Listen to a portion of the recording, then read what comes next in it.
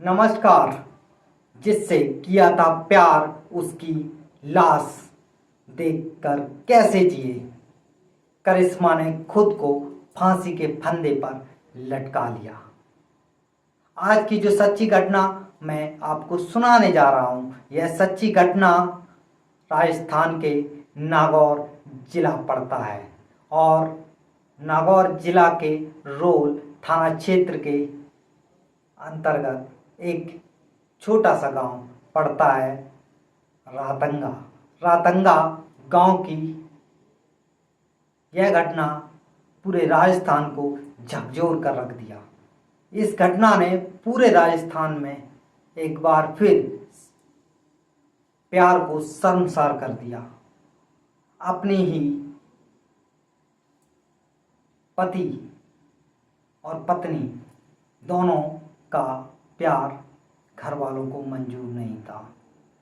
सहदेव भाकर जो कि नागौर जिला के रहने वाले थे और करिश्मा चौधरी जिसका 11 वर्ष की अवस्था में उसका बाल विवाह कर दिया जाता है, लेकिन जब वह बालिग होती है और जब जवान होती है तब वह नर्सिंग का कोर्स कर रही होती है। उसी दौरान जब उसको पता चलता है तो इस बाल विवाह को स्वीकार नहीं करती है और इस बाल विवाह को स्वीकार नहीं करती है तो परिवार वाले उससे नाराज होते हैं।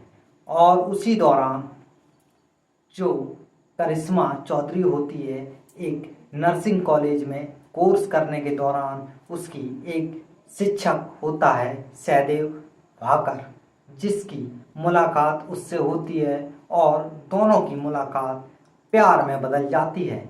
इसी दौरान जब दोनों की मोहब्बत इस कदर परवान चढ़ती है कि दोनों लिविंग रिलेशन में रहने लगते हैं। धीरे धीरे समय बीतता गया, सब कुछ आगे चलता रहा। कोर्स के दौरान यह सारी बातें आगे चलती रही।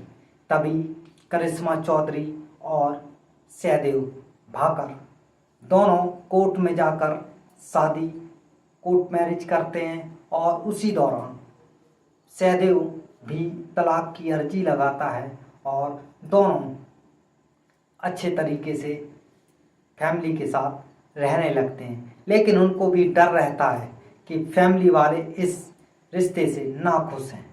और इसी दौरान एक सहदेव का एग्ज़ाम होता है नर्सिंग से रिलेटेड। वह एग्ज़ाम देने के लिए राजस्थान के अजमेर में जाता है और अजमेर 13 जून 2025 को सहदेव का एक एग्ज़ाम होता है और एग्ज़ाम अजमेर के bus stand central bus stand के पास उसको अपहरण कर लिया जाता है। और अपहरण करने के दौरान ही जब 14 जून 2025 को उसकी लाश एक खेत में मिलती है तो उसके परिवार के लोग उसके पिता यानी अजमेर सिविल लाइन थाने में जाकर FIR दर्ज कराते हैं। अपहरण और कराने के दौरान तभी इस बात को पुलिस गहराई से जांच करती है और जांच के दौरान 150 CCTV फुटेज देखती है और कॉल डिटेल्स निकालती है। उसी समय जब सारी कड़ी जोड़ती है तब पता चलता है एक बोलेरो ने इस नंबर से बोलेरो के साथ इस सीमा पर देखती है तो इस लाश को पता चलता है ये किसकी है।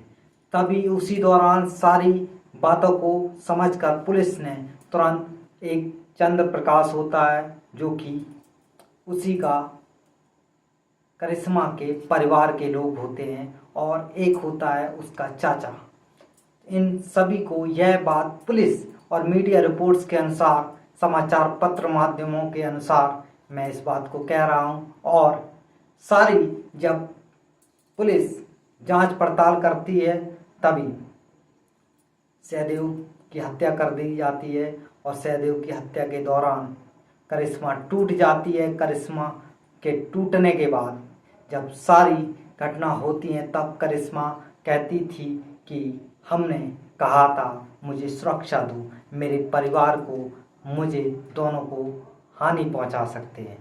तब धीरे धीरे जब इस बात को हुआ और सहदेव के मृत्यु के बाद 13 दिन बाद खुद करिश्मा चौधरी टूट जाती है। और टूट इसलिए जाती है क्योंकि उससे कुछ दिन बाद उसका गर्भ गिरता है। और गर्भ जब गिरता है तो वह टूट जाती है क्योंकि वह उस समय टूटने के बाद कुछ हिम्मत करती है, लेकिन वह फिर इस हिम्मत को नहीं जुटा पाती है। और उसी दौरान वह सुबह 5:30 बजे के आसपास का वक्त रहा होगा और वह एक अपने ही ससुराल में फांसी के फंदे पर झूल जाती है। तभी घर के लोग आते हैं, कुंडी खटखटाते हैं कि हुआ क्या, भाभी भाभी लोग कहते हैं। लेकिन जब गेट नहीं खुलता है तो गेट को तोड़ा जाता है, पुलिस को सूचना दी जाती है। तभी सारी घटना होने के दौरान चीख पुकार मच जाती है। और यह घटना जब होती है तो हॉस्पिटल ले जाया जाता है, लेकिन हॉस्पिटल में मृत घोषित कर दी जाती है। उसी दौरान यह हादसा हुआ। तो दोस्तों, यह पूरी घटना क्रम सुनाने का उद्देश्य किसी को ठेस पहुंचाना नहीं, किसी का दिल दुखाना नहीं, सिर्फ लोगों को जागरूक करना है। कि अगर वीडियो अच्छा लगे तो आप लोग कमेंट शेयर जरूर करें। धन्यवाद। एक बार फिर नई क्राइम स्टोरी के साथ हाजिर होऊंगा अपने का सफरनामा।